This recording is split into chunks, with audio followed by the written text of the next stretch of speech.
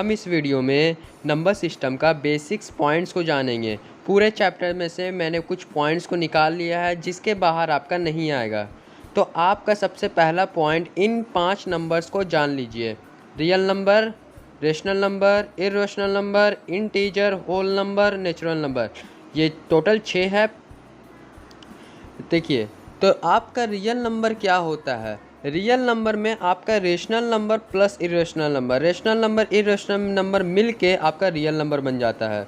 Rational number उन number को बोलते हैं जो आपका p/q के फॉर्म में आ जाता है, मतलब 2/3, 7/4, 8/2, जो भी p/q के फॉर्म में आ जाएगा वो आपका रेशनल नंबर हो जाएगा। इरेशनल नंबर आपका p/q के फॉर्म में नहीं आएगा, जैसे आपका हो गया √2, √3, 3√2, पाई, ये सब आपका p/q के फॉर्म में नहीं आता है। और इन दोनों रेशनल नंबर इरेशनल नंबर मिला के आपका रियल नंबर हो जाता है। और याद रखिएगा, नंबर लाइन पे रियल नंबर का हर एक पॉइंट यूनिक नंबर होता है, मतलब हर एक पॉइंट नंबर लाइन पे एक रियल नंबर शो करता है, चाहे वो रेशनल नंबर भी हो सकता है, इरेशनल नंबर भी हो सकता है। अब देखिए, ये सर्कल आपका अगर पूरा रियल नंबर है तो इसमें रेशनल नंबर आता है, इरेशनल नंबर आता है। फिर रेशनल नंबर के अंदर इंटीजर आता है। इंटीजर उनको बोलते हैं, इंटीजर भी आपका p/q के फॉर्म में आता है, इंटीजर भी एक रेशनल नंबर होता है। बस इसमें ये मामला है कि इसका q 1 होता है, मतलब p/q 1 होता है, तभी ये 2 बन जाता है। 2/1, 7/1, 8/1, -2/1, 0/1, मतलब इंटीजर भी एक रेशनल नंबर होता है। बस हालांकि इसमें q 1 होता है तो ये प्रॉपर नंबर हो जाता है। इसमें p/q का फॉर्म आता है, लेकिन सिर्फ इसमें ऐसे नंबर रहता है 2, 7, 8, 0, -2, -7, -3। फिर आपका इंटीजर के अंदर ही आपका होल नंबर आ जाता है। ये जो सर्कल है इंटीजर, इसके अंदर होल नंबर आ जाता है। होल नंबर आपका 0 से इन्फिनिटी तक जो नंबर होता है उसको हम लोग होल नंबर कहते हैं।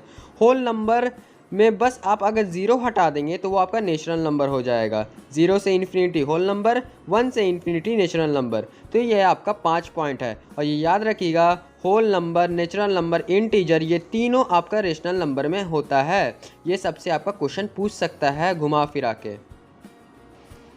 अब आपका दूसरा कंसेप्ट आता है ये 4। टर्मिनेटिंग किसको बोलते हैं, रेकरिंग किसको बोलते हैं, नॉन टर्मिनेटिंग और नॉन रेकरिंग किसको बोलते हैं।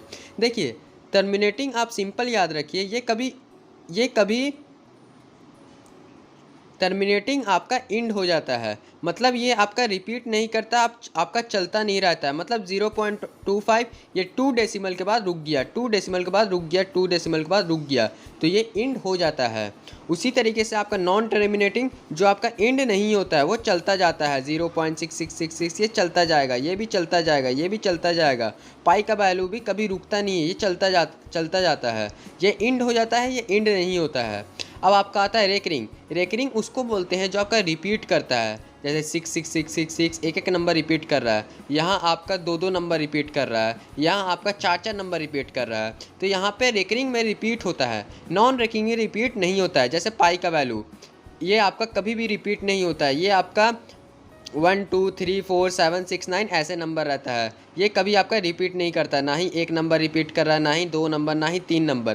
तो ये चारों कॉन्सेप्ट को याद रखिए। टर्मिनेटिंग जो इंड हो जाता है, नॉन टर्मिनेटिंग जो इंड नहीं होता है, रिपीटिंग मतलब रेकरिंग मतलब रिपीट करता है, और नॉन रेकरिंग जो आपका रिपीट नहीं करता है।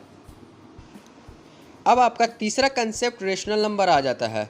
रेशनल नंबर में आपका कैसा नंबर रहता है, टर्मिनेटिंग, नॉन टर्मिनेटिंग, रेकरिंग कैसे आता है इसको याद नहीं करना, मतलब सिंपल आपको कॉन्सेप्ट याद रखना है। जैसे हम 3 एग्जांपल ले लिए, 7/8, 10/3, 1/7, ये तीनों आपका p/q के फॉर्म में है। तो चलिए देख लेते हैं। 7/8 का वैल्यू 0.875 आ रहा है। इसमें आप चेक कर सकते हैं कि इन चारों में से कौन प्रॉपर्टी ये फॉलो करता है। तो देखिए, ये आपका इंड हो जा रहा है, तो ये आपका टर्मिनेटिंग हो गया। अब जब इंड हो गया तो ये ना ही नॉन टर्मिनेटिंग होगा, ना ही रेकरिंग होगा, ना ही नॉन रेकरिंग, तो ये सिर्फ आपका टर्मिनेटिंग होगा। अब यहाँ देखिए, 10/3 का वैल्यू 3.3, ये बार मतलब रिपीट करना इसको बोलते हैं, 3 बार रिपीट हो रहा है। यहाँ आपका 1, 4, 2, 8, 5, 7 आपका रिपीट हो रहा है, मतलब पाँचों नंबर आपका बार रिपीट हो रहा है, 6 नंबर एक्चुअली आपका रिपीट हो रहा है। तो ये आप देख सकते हैं कि आपका नॉन टर्मिनेटिंग है, मतलब ये इंड नहीं हो रहा है, ये नॉन टर्मिनेटिंग है। अब चेक कर लेते हैं रेकरिंग है कि नहीं, मतलब रिपीट कर रहा है कि नहीं। तो देखिए यहाँ पे आपका 3 बार बार रिपीट कर रहा है, यहाँ पे 6 नंबर रिपीट कर रहा है, तो ये नॉन टर्मिनेटिंग रिकरिंग नंबर हो जाएगा। अगर ये रिपीट नहीं करता तो सिर्फ नॉन टर्मिनेटिंग रहता, लेकिन यहाँ पे ना ही एंड कर रहा है, ना ही आपका रिपीट करना रुक रहा है, मतलब एंड भी नहीं कर रहा है और रिपीट भी कर रहा है, तो नॉन टर्मिनेटिंग रेकरिंग आ जाएगा। मतलब जहाँ पे टर्मिनेटिंग नंबर आ गया और नॉन टर्मिनेटिंग रेकरिंग नंबर आ गया तो आप याद रखिएगा वो आपका रेशनल नंबर आंसर होगा, रेशनल नंबर को टिक मार देगा। मतलब अगर ऐसा एग्जाम्पल दे दे या ऐसा एग्जाम्पल दे दे तो आपका आंसर रेशनल नंबर होगा। अब आपका इरेशनल नंबर, इरेशनल नंबर में आपका simple non terminating non recurring number होता है ये, मतलब ये एंड नहीं करता है, ना ही ये रिपीट करता है। जैसे 0 1 0 0 1 0 0 0 1 ये आपका एंड नहीं कर रहा है, लेकिन आपका रिपीट भी नहीं कर रहा है, यहाँ पे कोई भी नंबर रिपीट नहीं कर रहा है। पाई का वैल्यू भी एंड नहीं होता है, मतलब एंड नहीं हो रहा मतलब नॉन टर्मिनेटिंग, लेकिन यहाँ पे रिपीट भी नहीं हो रहा है, तो रिपीट नहीं हो रहा मतलब नॉन रेकरिंग है। तो आपका non terminating non recurring number आ गया तो आपका इरेशनल नंबर आपका आंसर हो जाएगा। अब क्वेश्चन आता है इरेशनल नंबर का प्रॉपर्टीज़ कैसे आता है, इससे भी आपका बहुत सारा क्वेश्चन आ जाएगा। तो याद रखिएगा कभी भी दो इरेशनल नंबर के बीच में आप कोई भी डी मास लगा दिए, उसका आंसर आपका रेशनल या इरेशनल दोनों में से कोई भी आ सकता है, ज़रूरी नहीं है इरेशनल आए। हम दो इरेशनल नंबर की बात कर रहे हैं, मतलब दो इरेशनल नंबर को प्लस कर दिए, माइनस कर दिए, मल्टीप्लाई कर दिए, डिवाइड कर दिए, आपका वो रेशनल नंबर भी आ सकता है, इरेशनल नंबर भी आता है। मतलब कोई इसमें ऑब्जेक्टिव नहीं है कि रेशनल नंबर ही है। तो आपका अगर दो नंबर इरेशनल नंबर आपका अगर डी मास लग रहा है तो आपका आंसर रेशनल और इरेशनल दोनों आ सकता है। तो आपको रेशनल इरेशनल दोनों पे आपको टिक मारना है, मतलब बोथ पे टिक मारना है। ये भी आपका उसी वही कॉन्सेप्ट है, लेकिन उसमें आपका दोनों इरेशनल नंबर था, इसमें आपका एक रेशनल नंबर एक इरेशनल नंबर रहेगा। तो अगर एक रेशनल एक इरेशनल नंबर रहेगा और उसके बीच में आप डी मास लगाते हैं तो उसका आंसर हमेशा इरेशनल में आएगा, कभी भी रेशनल नहीं आएगा। उसमें रेशनल इरेशनल दोनों आ सकता था, लेकिन इसमें आपका हमेशा इरेशनल नंबर आएगा।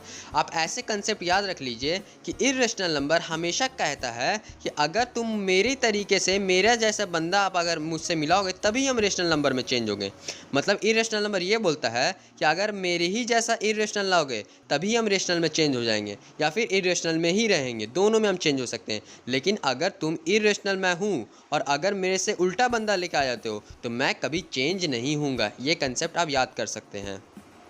तो देखिए आपका रियल नंबर ये 6 प्रॉपर्टी फॉलो करता है, closure property, associative property, commutative law, distributive law, additive identity, multiplicative inverse. ये सबको हम आपको एग्जाम्पल से समझाते हैं। तो देखिए क्लोजर प्रॉपर्टी में क्या होता है, अगर इसमें आप में अगर दो इवन नंबर को प्लस करते हैं ना तो जो आंसर आएगा ना वो भी इवन नंबर ही होगा। दो इंटीजर नंबर को प्लस कर रहे हैं, एक नेगेटिव एक पॉजिटिव, तो जो आंसर आएगा ना वो भी इंटीजर ही नंबर होगा। मतलब ये जो जिसको आप प्लस कर रहे हैं या मल्टीप्लाई कर रहे हैं या फिर माइनस कर रहे हैं, तो जो ये दोनों कैटेगरी का होगा उसका आंसर भी वही कैटेगरी का होगा। एसोसिएटिव में क्या होता है, दो नंबर को प्लस करते हैं या दो नंबर को डिफरेंट ऑर्डर में प्लस करते हैं तो आंसर सेम आता है। इरेशनल नंबर में ये अप्लाई करता है क्योंकि ये रियल नंबर का प्रॉपर्टी है, तो इसमें दोनों आ जाता है, रेशनल नंबर भी इरेशनल नंबर भी, तो दोनों पे ये प्रॉपर्टी अलाउ करेगा। तो ये √2 और √3 को प्लस करें या √3 या √2 को प्लस करें, दोनों का आंसर सेम आता है। कम्यूटेटिव लॉ मतलब आप 2 + 3 + 5, मतलब आप 3 + 5 8 2 10, मतलब इन दोनों को पहले प्लस करके इससे प्लस करिए या फिर इन दोनों को पहले प्लस करके 5 से प्लस करिए, आंसर आपका सेम आएगा। डिस्ट्रीब्यूटिव लॉ, इसको अगर आप 2 × 3 + 5 करिए, मतलब ये दोनों को प्लस करके 5 3 और 8 8 2 16, या फिर आप बाहर ला के अगर प्लस करें तो आंसर आपका सेम आएगा। मतलब ब्रैकेट के बाहर ला के दोनों को मल्टीप्लाई करके प्लस करिए या फिर पहले प्लस करके मल्टीप्लाई करिए, आंसर सेम आता है। एडिटिव आइडेंटिटी जो आपका होता है, एडिटिव आइडेंटिटी में होता है कि हर एक रियल नंबर का उसका एक ऐसा नंबर होता ही है जिसको आप प्लस करके या माइनस करके आपका आंसर 0 आ जाता है। जैसे -2 है तो इसको आपका एक आइडेंटिटी होता ही है जिसमें आप प्लस करके आपका 0 आंसर आ जाता है। √3 के लिए हमेशा एक -√3 होगा, जैसे 0 आंसर आ जाएगा। मल्टीप्लिकेटिव इन्वर्स भी ऐसे ही होता है, मतलब हर एक ऐसा नंबर के लिए उसका इन्वर्स ज़रूर होगा कि मल्टीप्लाई करके 1 आ जाए। √3 के लिए एक ऐसा नंबर ज़रूर होगा कि मल्टीप्लाई करके 1 आ जाए। तो ये 6 प्रॉपर्टी आपका रियल नंबर फॉलो करता है। फिर एट लास्ट आपका लास्ट प्रॉपर्टी आपको ये जानना है कि अगर ऐसा नंबर दे दे तो आपको उसको पी बाई क्यू के फॉर्म में कैसे लाना है। जैसे आपका डेसिमल के बाद एक नंबर रहे तो उसको कैसे चेंज करेंगे, वो नंबर आप न्यूमरेटर में लिख देगा और जितना नंबर पे इसका बार है उतना 9 दे देगा। जितना नंबर है उसको पहले लिख देगा और जितना नंबर है बार है उतना 9 दे देगा। अगर नंबर के डेसिमल के बाद कोई भी एक नंबर छूटा हुआ है जिसे बार नहीं है और एक नंबर बार है तो पहले पूरा नंबर लिख दिएगा और उसमें से जितने पे बार नहीं है उसको माइनस कर देगा और डिनोमिनेटर में जितने पे बार है उतना 9 लिखिएगा और जितने पे बार नहीं है उतना 0 लिखिएगा, फिर सॉल्व कर लेगा। तो क्या पहले पूरा नंबर लिखिएगा, फिर जितने पे बार नहीं है उसको माइनस करेगा, फिर डिनोमिनेटर में जितने पे बार है उतना 9 लिखेगा और जितने पे बार नहीं है उतना 0 लिखेगा, सॉल्व कर लेगा। फिर अगर आता है कि डेसिमल के इस तरफ भी नंबर है तो वही जो इसमें फंडा यूज़ किए वही इसमें फंडा यूज़ करिए। पूरा नंबर पहले लिख लीजिए, फिर जितने पे बार नहीं है उतना माइनस कर दिए और डिनोमिनेटर में जितने पे बार है उतना 9 लिख दिए। पहले पूरा नंबर लिख दिए और फिर जितने पे बार नहीं है वो नंबर लिख दिए और जितने पे बार है उतना 9 लिख दिए डिनोमिनेटर में और जितने पे बार नहीं है मतलब ये आपका जो बार है वो पॉइंट के इधर ही गिनाएगा, ये नहीं कि 7 पे बार नहीं है तो 7 का भी आप 0 गिन लीजिएगा, सिर्फ 8 का आप एक ही 0 गिनाएगा। तो ये हमने जो भी कॉन्सेप्ट पढ़ा वो नंबर सिस्टम के 9 का कॉन्सेप्ट था। 2 पॉइंट आपका 9 का बच चुका है और बाकी का जो 10 है 10 छोटा थोड़ा कॉन्सेप्ट है नंबर सिस्टम का, तो ये दोनों हमारा मिला के अगले पार्ट में आ जाएगा। फिर हम लोग इसका 40-50 क्वेश्चन सॉल्व करेंगे जिसमें हम लोग ज़्यादा से ज़्यादा 40 सेकंड या 50 सेकंड लेंगे। तो चलिए मिलते हैं अगले वीडियो में।